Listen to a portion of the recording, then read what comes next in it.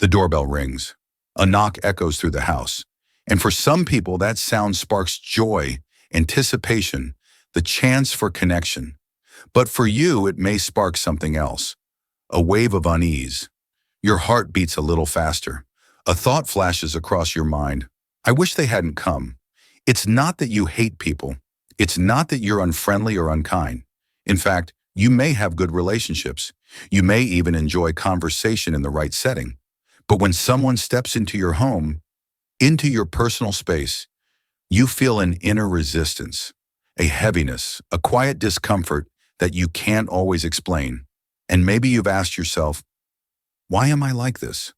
Why can't I enjoy visits the way others seem to? Here is the truth. There is nothing wrong with you. This reaction isn't a flaw or a sign of coldness. It points to something much deeper. Something Carl Jung, the founder of analytical psychology, explored in his work. Jung believed that the way we respond to others, especially in private spaces like the home, reveals important truths about the soul and how our energy functions. And when you understand it through his lens, you see that your discomfort isn't a weakness at all. It's part of a natural, deeply human psychological process. Think for a moment about the culture we live in. From childhood, we're taught that sociability is a kind of virtue, that being open, friendly, and available makes you a good person. We celebrate those who thrive at parties, who host effortlessly, who can welcome guests at any hour. And maybe you've tried to match that ideal. You've put on the smile, made the coffee, kept the conversation going. On the outside, it looked fine, but afterward, you felt drained, unsettled, almost invaded. Instead of being refreshed by company, you felt depleted. That's when the guilt creeps in. You tell yourself you're being rude or antisocial or strange. You feel ashamed for preferring quiet when everyone else seems to enjoy noise. This is what Jung would call the misinterpretation of introversion. Society sees it as a weakness, but Jung saw it as an essential difference in how our energy moves. He would remind you, you're not rejecting people. You're protecting your inner life. Because your home is more than just walls and furniture. Psychologically, it is a symbol of the self. It is the one place where your soul can breathe freely, where your energy can reorganize itself, where your mind returns to balance. To invite someone in isn't just a social act. It's letting another person cross the threshold of your inner world. And if you're not ready, if you need that space for yourself, your discomfort is not rudeness. It is wisdom. This is the unspoken struggle many carry. Outwardly, they play the role of the welcoming host.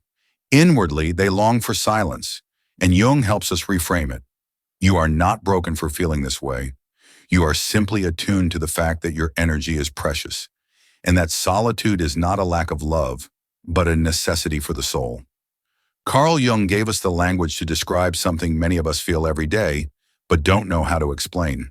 He spoke of introversion and extroversion. Today, these words are tossed around casually, often reduced to shy versus outgoing. But in Jung's original psychology, they meant something much deeper. He wasn't talking about surface behavior. He was talking about the direction of energy in the psyche. For the extrovert, energy flows outward. They draw nourishment from interaction, conversation, external stimulation, the party, the group, the shared activity. These environments don't drain them, they fuel them. Contact with the outside world is like oxygen to their system. For the introvert, the flow is reversed. Their energy moves inward. Silence, reflection, solitude. These are not just preferences, but necessities. This doesn't mean they dislike people. It means their inner battery charges differently. For them, extended social contact or unplanned visits can feel like overexposure. Their energy depletes, their mind slows down, their body withdraws. The soul quite literally gasps for stillness. Here's the key. Jung stressed that neither way of being is superior. They are simply two natural orientations, but society often glorifies extroversion. The person who is always open, always welcoming, always ready to engage, which leaves introverts feeling guilty for needing what is, in fact, their lifeline. To understand this better, Jung used one of his most powerful symbols, the house as a reflection of the psyche. The house represents the self. Each room mirrors an aspect of the inner world. The bedroom as intimacy, the kitchen as emotional nourishment, the basement as the unconscious, the attic as higher thought. And the front door, that is the threshold between self and other. For the introvert, the home is not just physical shelter, it is sacred space, a cocoon where energy reorganizes and the psyche restores balance.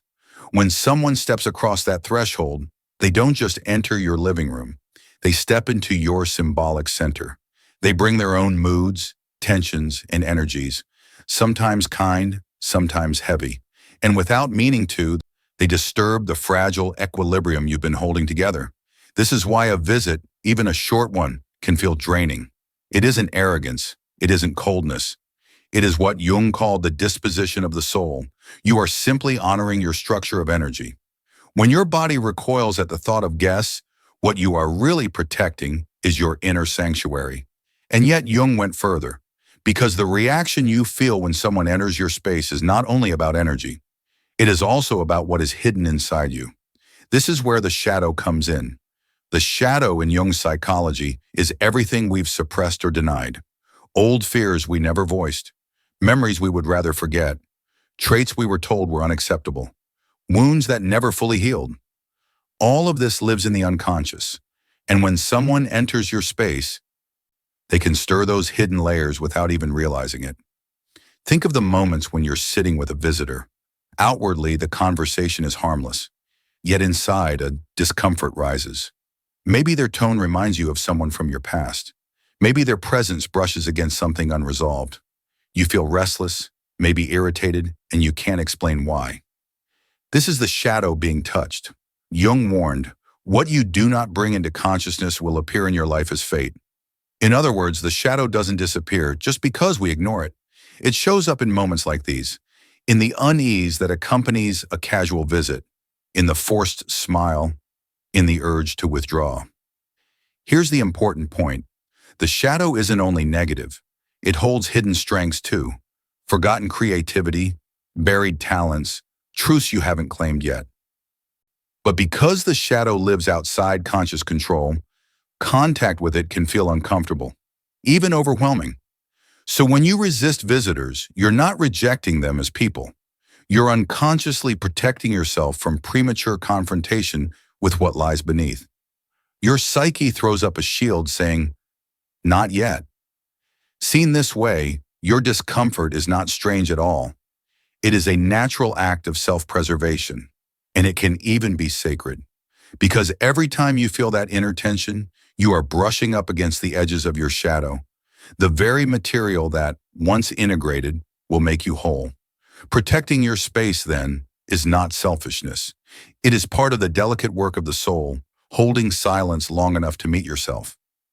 Jung added another layer to this experience, one that explains why visits at home feel so exhausting. He called it the persona. The persona is the social mask each of us wears. The part of you that knows how to be polite at work, how to chat with a neighbor, how to play your role in society. It isn't fake. It serves an important function. Without it, we couldn't adapt to daily life. But the problem begins when the mask is worn too often or in the wrong place. When you forget that the persona is only a fragment of who you are, not the whole self. Think about what happens the moment a visitor enters your home. Almost automatically, you put the mask on. You monitor your words, your expressions, the state of your house. You offer drinks, maintain conversation, adjust your behavior.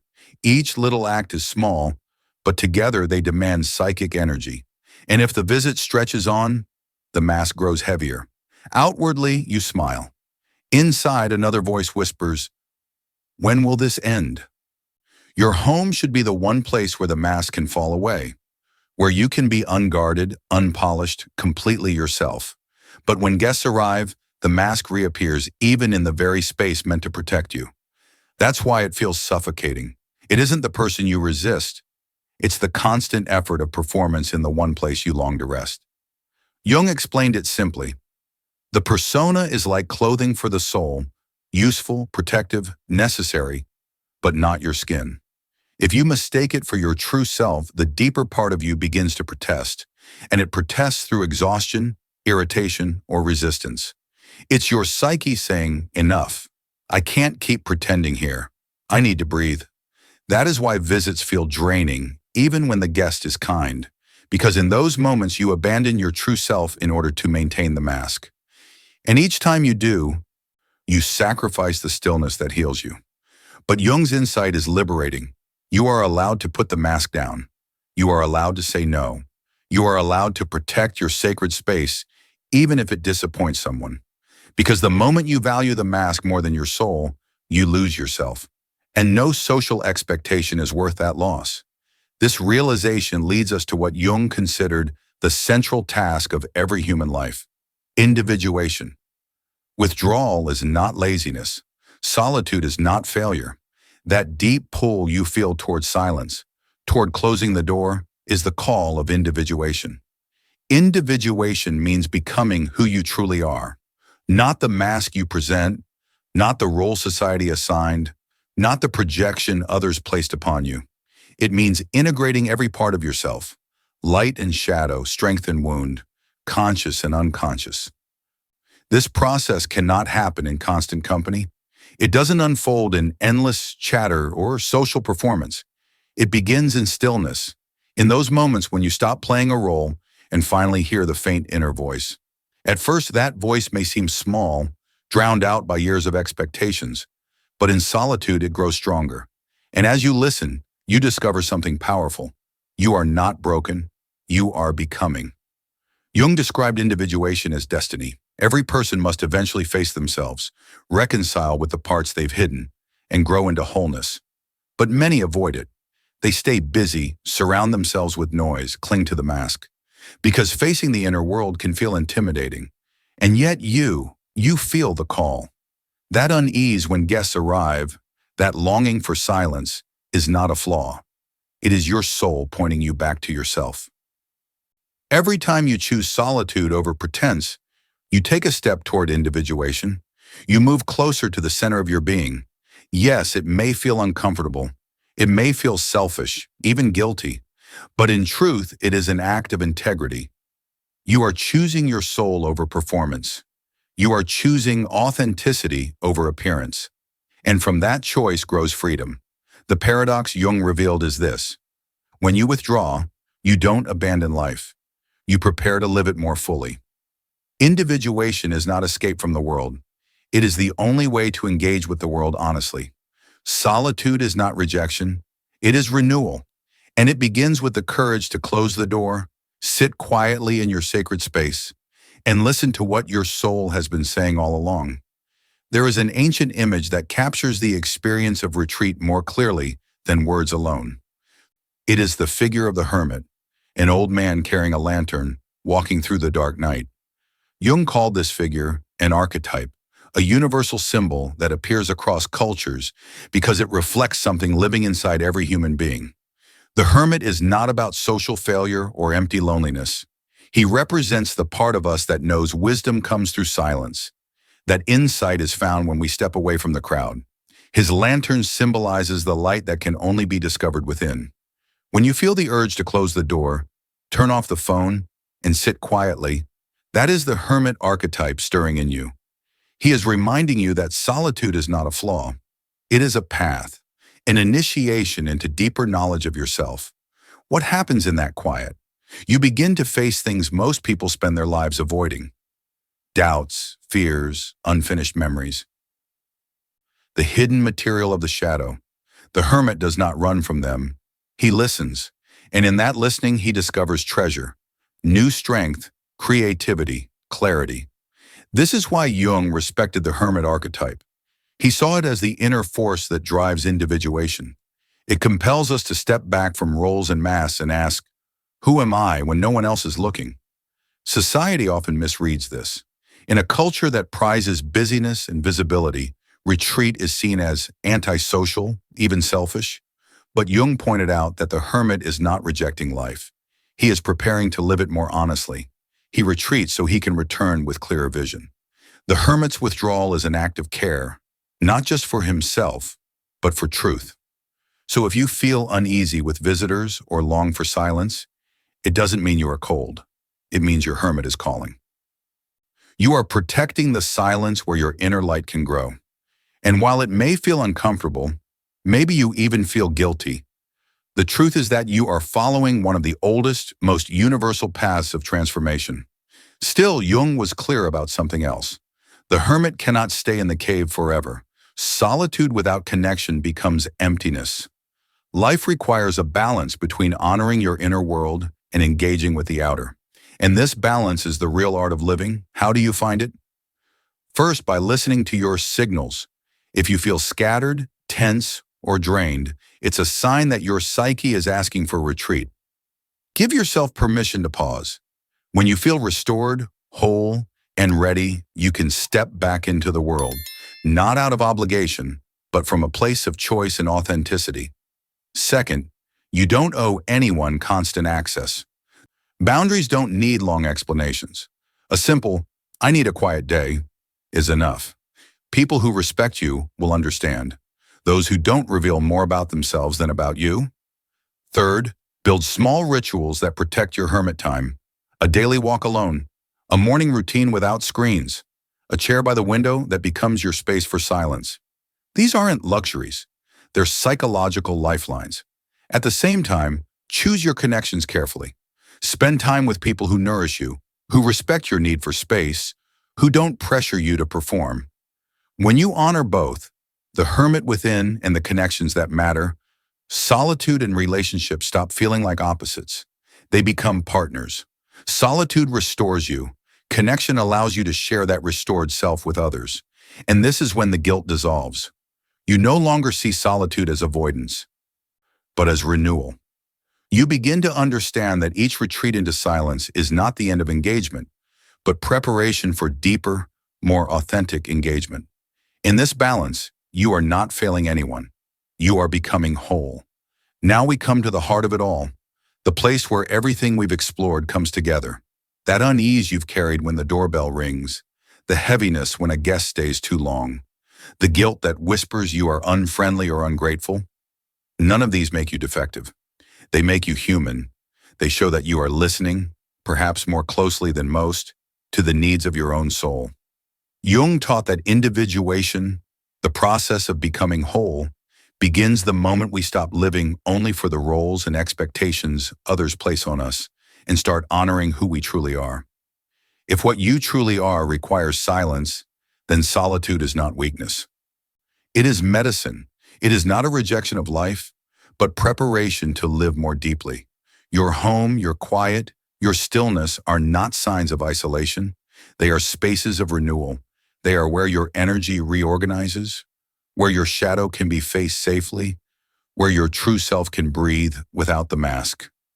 Think again of the hermit with his lantern. His walk through the dark night is solitary, yes, but not empty.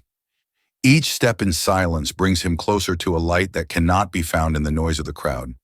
And that same light exists within you. Every time you honor your need for solitude, every time you choose truth over performance, every time you close the door and listen inward, the lantern burns brighter. It doesn't only guide you. One day it may help guide others as well. The real transformation is this. You no longer need to carry guilt for your way of being. You no longer need to force yourself into endless hosting or wear the mask until you are drained. You can stand quietly, firmly in your truth and say, "My way is valid. My soul needs stillness, and I will honor it." In that choice, solitude becomes not a wall, but a sanctuary. Not an escape, but a return. Not a weakness, but a strength. Because in silence, you heal. In solitude, you grow. And when you step back into the world, you do so with a presence that is more authentic, grounded, and whole. That is the gift of listening to your hermit within. That is the wisdom Jung left us. Individuation happens not in constant company, but in the courage to meet yourself first. So the next time someone wonders why you prefer to be alone, you don't need to defend yourself. Simply remember, you are following the rhythm of your soul. And in a world that pushes us constantly outward, that choice is rare, courageous, and beautiful. The lantern is already in your hand. Walk with it.